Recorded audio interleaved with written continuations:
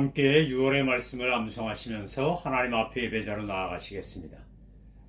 오직 성령의 열매는 사랑과 희락과 화평과 오래 참음과 자비와 양선과 충성과 온유와 절제니 이 같은 것을 금지할 법이 없느니라. 아멘. 찬송가 252장 나의 죄를 씻기는 예수의 피밖에 없네. 우리 믿음으로 고백하며 힘차게 찬양하시겠습니다.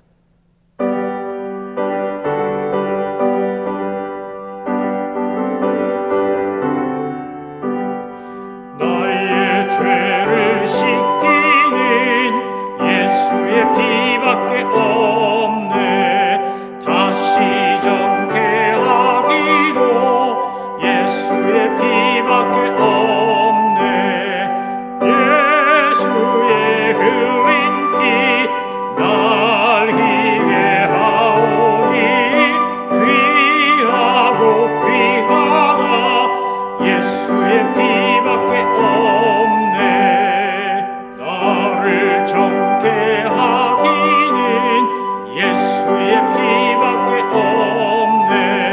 사죄하는 증거도 예수의 피밖에 없네.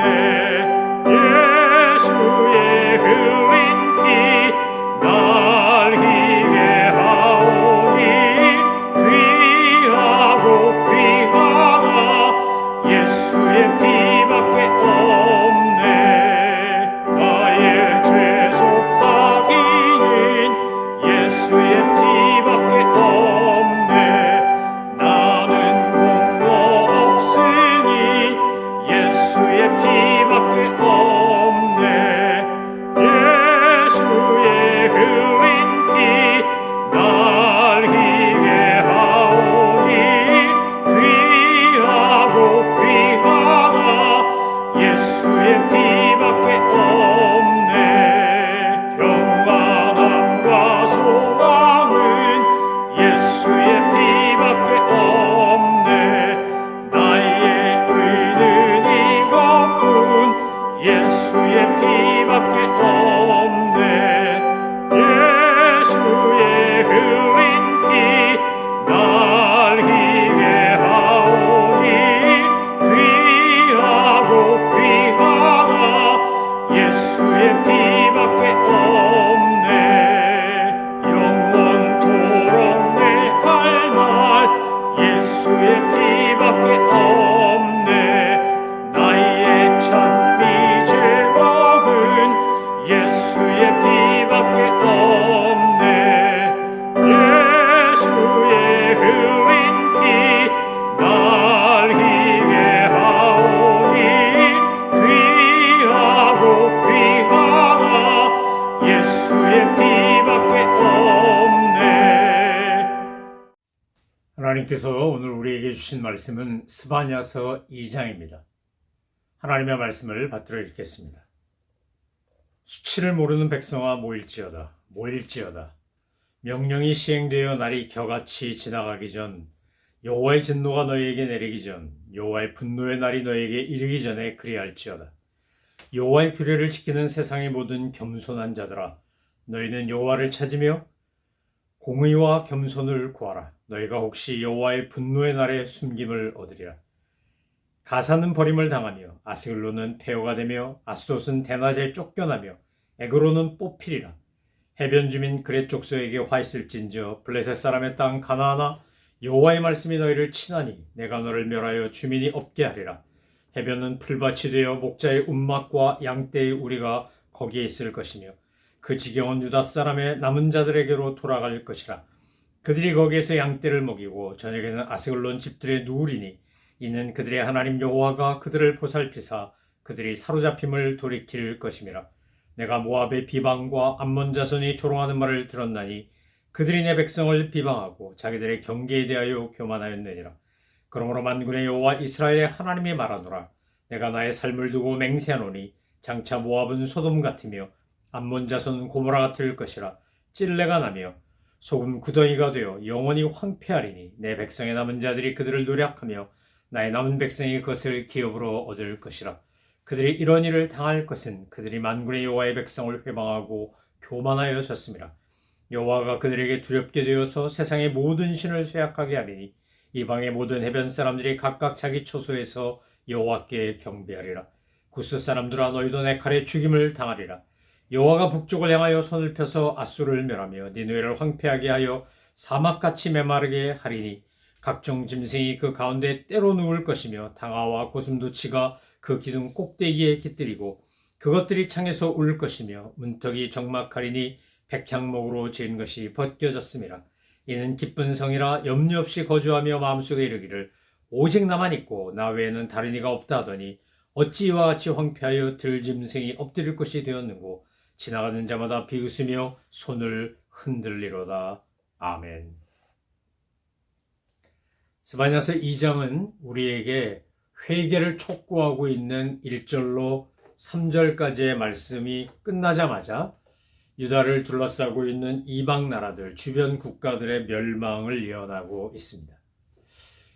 이제 스바냐서가 말하는 심판은 소선지서 12권을 분석해 볼 때 먼저 죄에 대하여 통렬하게 비판하고 지적하고 있는 소선지서가 있고 그리고 그것으로 인하여 심판을 받을 거라고 외치는 소선지서가 있고 그것으로부터 죄와 심판으로부터 회복될 거라고 선포하는 소선지서가 있습니다. 물론 모든 소선지서에는 책망도 있고 경고도 있고 심판에 대한 예고도 있지만 특별히 호세아, 요엘, 아모스, 오바댜, 요나, 미가가 죄에 대하여 집중적으로 다루고 있다면 나움, 하박국, 스바냐 이것은 심판에 대해서 집중적으로 다루고 학개와 스가랴와 말라기는 회복에 대한 메시지를 집중적으로 다루고 있습니다. 이제 이 스바냐서 2장을 읽어보면 하나님께서 스바냐 선지자를 통하여 회개를 촉구하는 것을 볼 수 있는데 이 회개를 촉구하는 내용은 아모스서 5장 6절로 7절에 나오는 회개를 촉구하는 내용과 굉장히 흡사합니다. 자, 아모스서 5장 6절로 7절을 한번 살펴보겠습니다. 아모스서 5장 6절로 7절에 보면 주님께서 선지자 아모스를 통해서 이렇게 말씀하십니다. 너희는 여호와를 찾으라 그리하면 살리라 그렇지 않으면 그가 불같이 요셉의 집에 임하여 멸하시리니 베델에서 그 불들을 끌 자가 없으리라.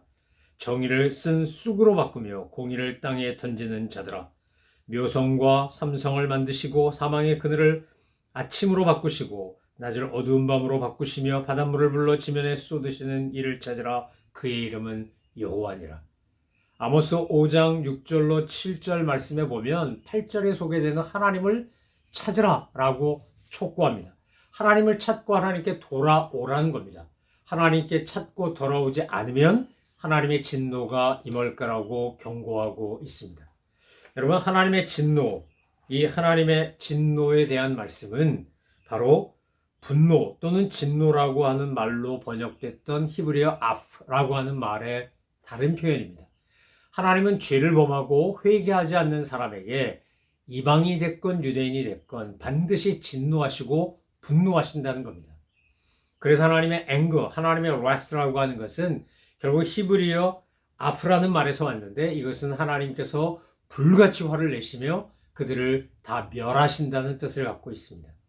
그래서 이 스바냐서의 2장에 보면 히브리어로는 동일한 단어, 한국말로는 찾으라, 구하라, 돌아오라 뭐 여러 말로 번역됐지만 사실 히브리어는 한 단어인데 그것은 바로 바크슈라고 하는 단어입니다. 바크슈. 이 바크슈라는 말을 직역하면 뭐냐 하면 찾으라입니다. 찾으라, 찾으라, 찾으라, 찾으라. 5번이나 찾으라고 권면합니다. 왜요? 하나님을 찾지 않으면, 하나님께 돌아오지 않으면 하나님을 갈망하는 목마른 사슴이 시냇물을 찾아 헤매듯 내 영혼 주를 찾기에 갈급하나이다. 우리가 시편 기자의 고백을 통해서 또 복음성가를 통해서 잘 알고 있는 것처럼 하나님을 찾지 않으면 우리는 결코 죄로부터 돌이킬 수 없기 때문에 그렇습니다. 죄인이 살 길은 하나님을 찾는 겁니다. 여호와를 찾고 그분에게 돌아오는 겁니다. 하나님께 돌아와서 하나님을 찾는 사람에게는 3가지 특징이 나타난다고 스바냐가 말합니다. 스바냐서에서 회개를 촉구할 때 여호와를 찾으며 공의와 겸손을 구하라 라고 되어 있습니다. 아모스서에 없는 아모스에는 나오지 않은 겸손을 구하라 라고 하는 말이 스바냐서에 나옵니다. 하나님을 찾는다는 것은 공의와 겸손을 구하는 것입니다.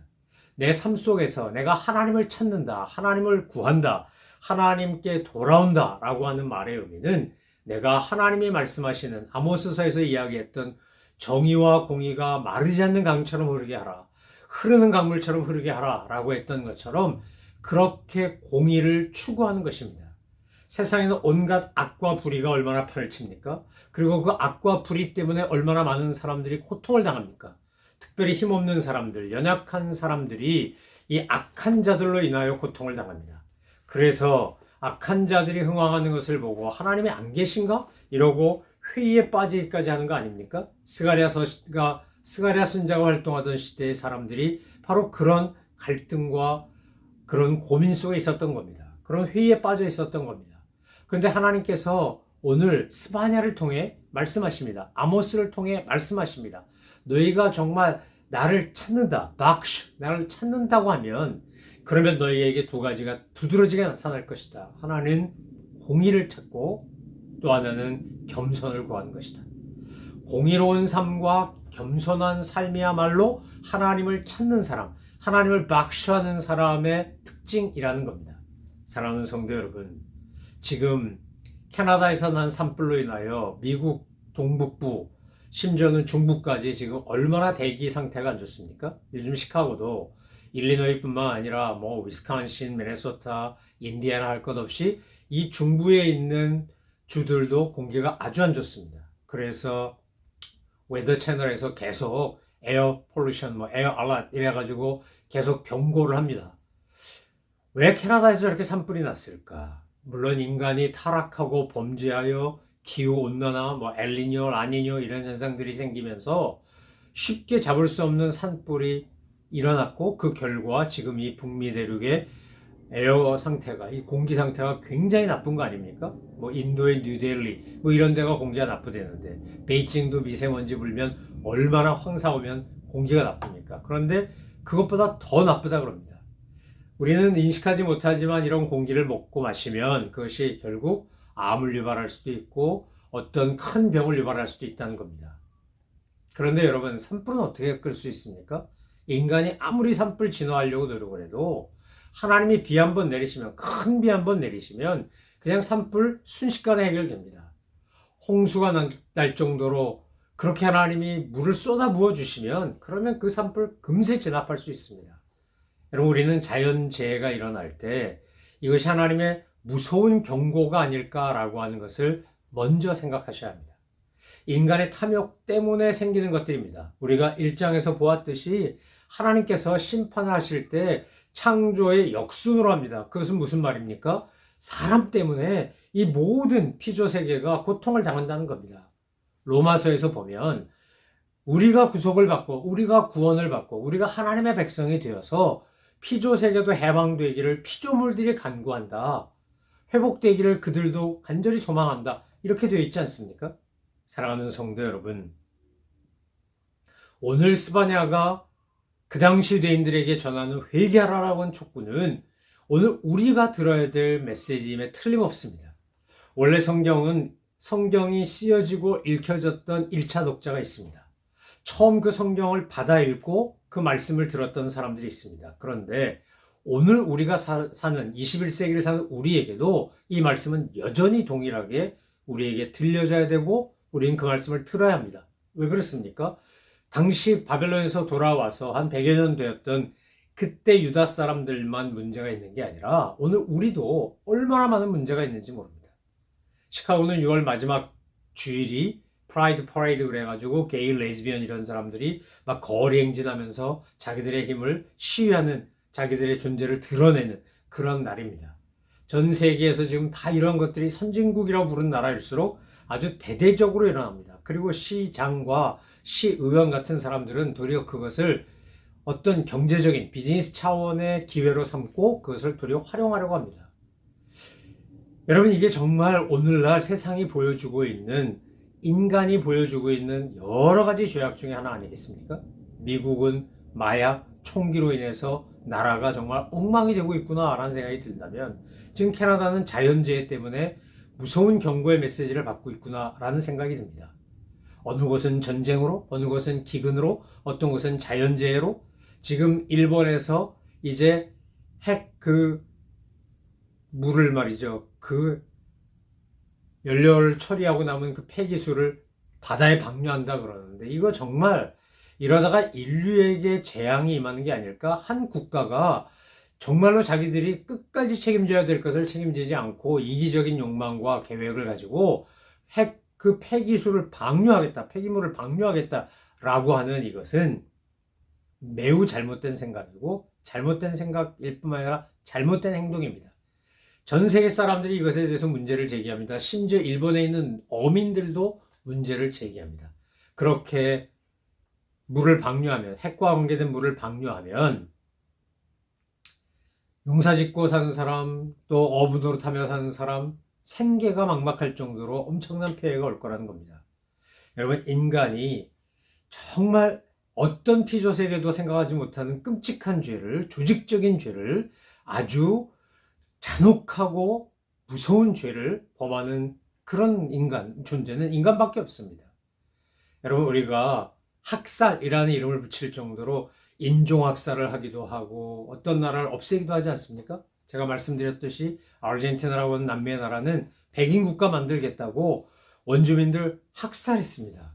포르투갈과 스페인이 세계 패권을 잡고 식민지를 개척할 때 영화 미션에 나오는 것처럼 그들의 욕망을 채우기 위해서 예수의 신부들이 열심히 복음 전해가지고 천국 같은 공동체 만들어 놓은 그 이과수 폭포 기어 올라와서 고라니족하고 만들었던 공동체 그들이 총칼 앞세워서 파괴하지 않았습니까?